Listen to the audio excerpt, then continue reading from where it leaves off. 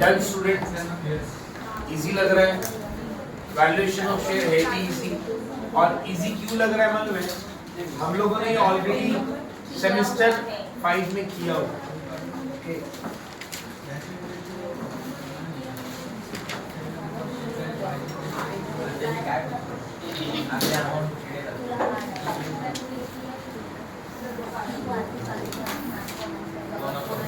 But कुछ नहीं, इसमें सिर्फ फॉर्मेट्स यूज करने हैं सर।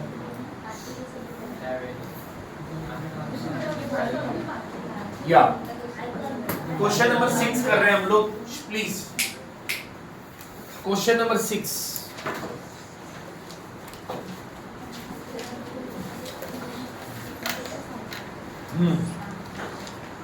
अच्छा क्वेश्चन है sir.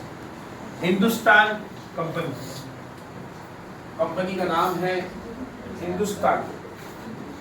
Hindustan company limited. As on 31 March 2007 information दिया है सर आपको। गुडविल दिया है, फिक्स्ड एसेट्स दिया है, स्टॉक दिया है, डेटर्स दिया है, कैश दिया है, प्रीपेड एक्सपेंसेस दिया है। क्या प्रिलिमिनरी लेंगे स्टूडेंट? प्रिलिमिनरी को हम इग्नोर करते हैं। ओके, इंटरेंसिक निकालते वक्त एसेट्स माइनस लायबिलिटी, तो यहाँ पे एसेट्स फिक्टिशियस एसेट नहीं आते, प्रिलिमिनरी नहीं आएगा, कट कर दो सर उसको। अच्छा, लायबिलिटी साइड में एक्सटर्नल लायबिलिटी कौन से दिख रहे हैं सर आपको? एक्सटर्नल लायबिलिटी कौन सा है स्टूडेंट इसमें? कोई बता सकता है? देखो मैंने आपको बोला था, प्लीज सुनो, इक्विटी शेयर, दोनों भी इक्विटी शेयर छोड़ दो, जनरल रिजर्व को छोड़ दो, प्रॉफिट एंड लॉस को छोड़ दो, ग्रेचुइटी फंड, यस सर, ये ग्रेचुइटी फंड एक्सटर्नल लायबिलिटी, क्योंकि ग्रेचुइटी फंड रिजर्व नहीं है, ये ग्रेचुइटी फंड वर्कर्स को हम पे करने वाले हैं। ग्रेचुइटी फंड, जब वर्कर रिटायर होते हैं ना बेटा श्रुति, तो वर्कर्स को ग्रेचुइटी फंड दिया जाता है, एक्सटर्नल लायबिलिटी है बेटा। तो ग्रेचुइटी फंड, हाँ पीएफ सुना होगा आपने, प्रोविडेंट फंड, ग्रेचुइटी फंड, ये वर्कर्स का लायबिलिटी है, तो ये एक्सटर्नल लायबिलिटी है, हमें वर्कर्स को पे करना है, तो ग्रेचुइटी फंड ये एक्सटर्नल लायबिलिटी में आएगा। वर्कमैन कॉम्पेंसेशन फंड दिख रहा है, वर्कर्स प्रोविडेंट फंड, ये भी उसी में आएगा। डेप्रिसिएशन फंड, याद रखें, ये डेप्रिसिएशन को हम एसेट्स में से क्या करेंगे? माइनस। ओके, डेप्रिसिएशन को हम एसेट्स में से माइनस करेंगे। अच्छा, नेक्स्ट दिया है सुंदरी क्रेडिटर्स, ये भी एक्सटर्नल लायबिलिटी है। लायबिलिटीज फॉर एक्सपेंसेस, ये भी एक्सटर्नल लायबिलिटी, और बैंक ओवरड्राफ्ट भी एक्सटर्नल लायबिलिटी है। तो बोलो सर यहाँ पे डेप्रिसिएशन फंड को क्या करना है? एसेट्स में से माइनस करना। अब ध्यान से सुनना सर, नीचे आपको बोला dividend paid for the last 3 years, ये आपको डिविडेंड दिया है 12%, 11% एंड 12%, ठीक है। इसका क्या यूज है हम देखेंगे, डोंट वरी। अच्छा, नॉर्मल रेट ऑफ रिटर्न कितना दिया है सर? 10%। फिक्स्ड एसेट्स की वैल्यू कितनी दे दी है? 8 लाख। अब ध्यान से सुनो बेटा, 1 मिनट सुनो। फिक्स्ड एसेट्स का वैल्यू आपको 8 लाख दिया है, मतलब इसमें से डेप्रिसिएशन माइनस हो गया है, हमें डेप्रिसिएशन अलग से माइनस करना नहीं है। आप देखो, आपको अगर फिक्स्ड एसेट्स का रिवाइज वैल्यू दिया है, इसका मतलब डेप्रिसिएशन माइनस करने के बाद वो 8 लाख आया है, समझ लो। तो डेप्रिसिएशन को हम क्या करेंगे? इग्नोर। डेप्रिसिएशन को माइनस नहीं करना। आयुष का नाही माइनस करणार बेटा, कारण ऑलरेडी त्यांनी रिवाइज वैल्यू दिलेली आहे। जर समज रिवाइज वैल्यू दिली, याचा अर्थ डेप्रिसिएशन माइनस होऊन ते 8 लाख रुपए आले। ओके, तो 8 लाख रुपए ये क्या हमारा रिवाइज वैल्यू, डायरेक्ट ले लेंगे, इसको माइनस नहीं करना। नेक्स्ट क्या बोला है सर? गुडविल कितना है सर? 5,68,006, ये तो गुडविल का रिवाइज वैल्यू। डेटर्स कितना लेना है सर? डेटर्स बोला debtors are considered as bad, rupees कितना सर? 30,000 बैड डेट्स है। आप बताओ डेटर्स कितना है? टोटल डेटर्स कितना है? टोटल डेटर्स बताओ जरा कितना है सर? 14 लाख 50। तो उसमें से बोला है 14,50,000 में से 30,000 के जो डेटर्स वो बैड डेट्स है, तो हम क्या करेंगे? 14,50,000 में से बैड डेट्स को माइनस कर देंगे, तो बचेगा कितना सर? 14,20,000, 14,20,000। आगे बोला है liability for expenses are no longer required, means what sir? इसका मतलब है कि लायबिलिटी फॉर एक्सपेंसेस, देखो सर लायबिलिटी फॉर एक्सपेंसेस कितना था? 50,000 था। अब बोला नो लॉन्गर रिक्वायर्ड, मतलब हमें 50,000 पे करना नहीं है, तो अब आपकी लायबिलिटी फॉर एक्सपेंसेस नहीं लोगे, वो 50,000 आपको भरना नहीं है, हमारी एक्सटर्नल लायबिलिटी कम हो गई। समझ में आया? नो लॉन्गर रिक्वायर्ड म्हणजे लायबिलिटी भरायची नाहीये. हटा दो सब. नेक्स्ट बोला है there is a claim for bonus amounting to ₹1 lakh is likely to be paid. हाँ सर, एक लायबिलिटी बढ़ गया है, एक लायबिलिटी बढ़ गया. कौन सा वाला? बोनस. बोनस हमको 1 लाख रुपए भरने पड़ेंगे, is likely to be paid. ये एक्स्ट्रा लायबिलिटी बढ़ गया हमारे पास. तो आप देख सकते हैं एक्स्ट्रा लायबिलिटी में क्या क्या चेंजेस हो रहे हैं. एक्स्ट्रा लायबिलिटी में क्या क्या चेंजेस हो रहा है सर? लायबिलिटी फॉर एक्सपेंसेस को हटाना है, बैंक को इसके बाद ये बोनस को लाना है सर. कितना बोनस है? 1 लाख. अच्छा ये मुझे बताओ, प्रॉफिट फॉर 3 इयर्स दिया 3,50,000, 4,80,000, 4,60,000, ये क्यों दिया है? ये एवरेज प्रॉफिट कहाँ यूज होगा? इंटरेंसिक में, एंड में. और बोला है find out the fair value of 2 types of shares. Very good sir, आइए करेंगे सर, डोंट वरी. हाँ बोलो बेटा, किसी को डाउट है? गुड, होना भी नहीं चाहिए. ओके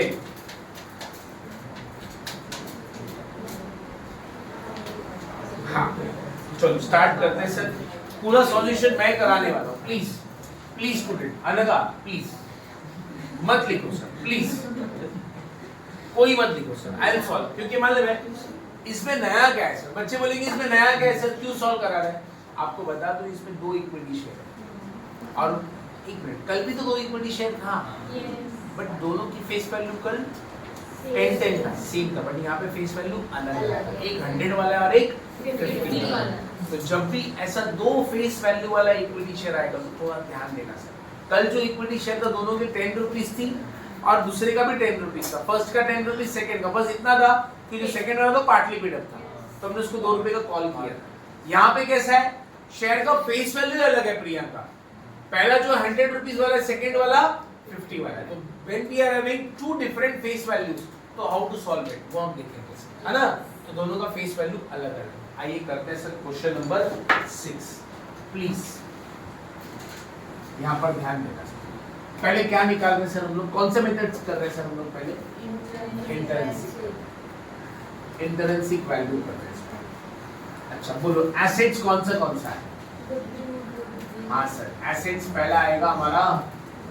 यस सर, एसेट्स में आएगा गुडविल. कितना है बेटा गुडविल बताओ? रिवाइज वैल्यू लेना है बेटा. 5,68,000, 5,68,666, right? Yes, revise value. Goodwill के बाद क्या आएगा? Fixed assets. क्या बता सकते हो मुझे फिक्स्ड एसेट्स कितना दिया है? 8 लाख. और वो 8 लाख में से डेप्रिसिएशन माइनस करना नहीं है, ऑलरेडी माइनस करके ही 8 लाख आएगा. नेक्स्ट स्टॉक बता सकते हैं स्टूडेंट कितना है? 12 लाख. यस. स्टॉक के बाद क्या है? डेटर्स. तो आप बता सकते हैं डेटर्स की अमाउंट कितनी है टोटल? 14,50,000 है. उसमें से आप क्या करोगे सर? 30,000 का बैड डेट्स माइनस, बचता कितना है सर? 14,20,000 ये आएगा हमारा डेटर्स. नेक्स्ट कैश बता सकते हैं बेटा, कैश कितना है? 1 lakh. Very very good. Next prepaid expenses amount 20,000. और कुछ है क्या? नहीं सर. और प्रीलिमिनरी है बट उसको इग्नोर करना है. टोटल बताओ सर कितना आता है? 41,88,666. 8,000.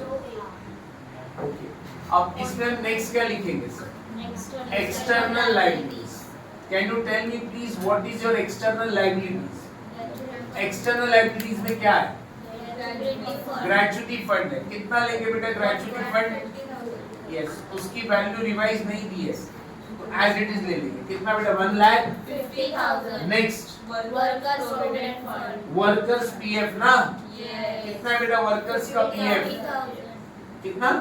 50,000. अच्छा. नेक्स्ट डेप्रिसिएशन नहीं लेना है. क्रेडिटर्स अमाउंट कितना है क्रेडिटर्स का? 2,50,000. Next bank overdraft, bank OD 3 lakh. बेटा लायबिलिटी फॉर एक्सपेंसेस लेंगे क्या? नहीं लेना है. Liability for expenses no longer required. ये हमें पे नहीं करना है, लेकिन एक लायबिलिटी बढ़ गया। क्या सर? बोनस टू वर्कर्स ना। Yes. कितना बेटा? 1 lakh. अब आप बता सकते हो आपका टोटल लायबिलिटी कितना है? 8,50,000. Total of A, total of B 8 lakh. 50,000. Very very good student. Minus करोगे तो आपको मिलेगा अमाउंट अवेलेबल टू, Shareholders. नहीं सर, amount available to share holder लिखेंगे।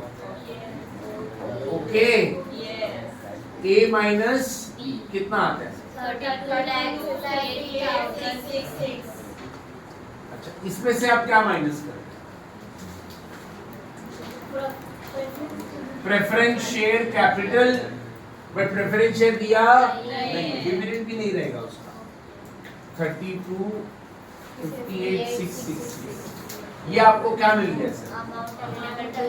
Amount available to equity. थोड़ा सा ध्यान देना सर, इसको हम क्या करते हैं मुझे आप बताओ, इसको हम क्या करते हैं?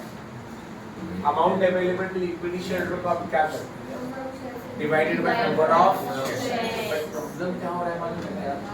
जो नंबर ऑफ शेयर्स है, एक है 100 वाला और एक है, देखो सर दोनों का फेस वैल्यू अलग अलग है, तो उनकी वैल्यू भी अलग अलग है। तो प्लीज क्या करना है मालूम है, सुनो, ये अमाउंट हम डिवाइड करते हैं number of share, but remember दोनों भी शेयर की फेस वैल्यू अलग अलग है। मुझे बताओ एक शेयर का फेस वैल्यू कितना है? 100 और दूसरे का कितना है? 50। इसको रेशियो में डिवाइड करना है 2:1।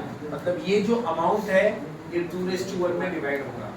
किसके लिए? 100 वालों के लिए अलग और 50 के लिए अलग। तो मुझे बताना 2:1 में डिवाइड करेंगे बेटा 32,58,666 divide by 3 into 2, 32,58,666 divide by 3 into 1।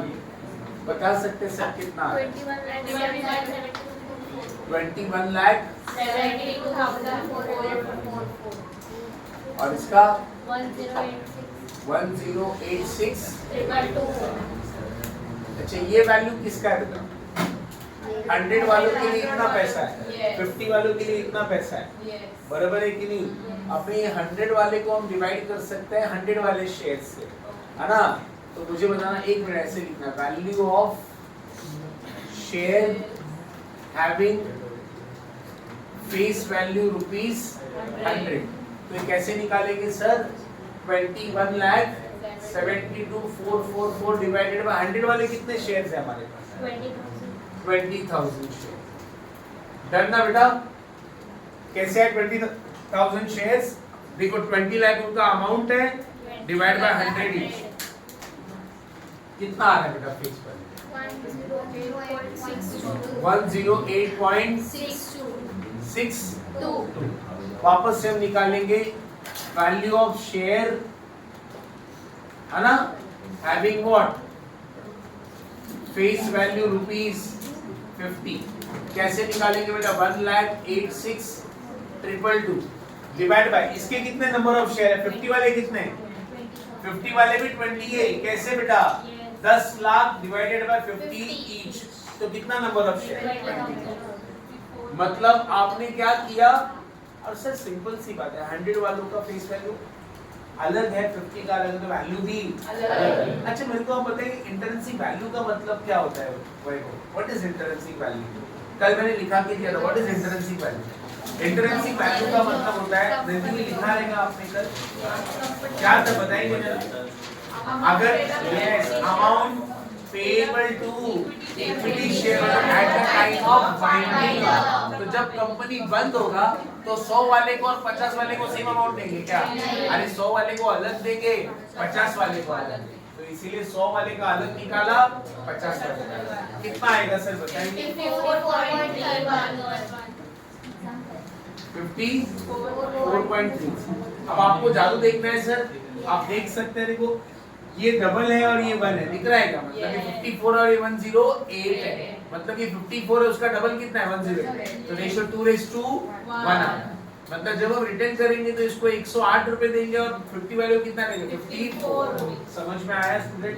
तो इस तरह से आपको ये क्वेश्चन करना पड़ेगा अगर फेस वैल्यू अलग अलग है तो।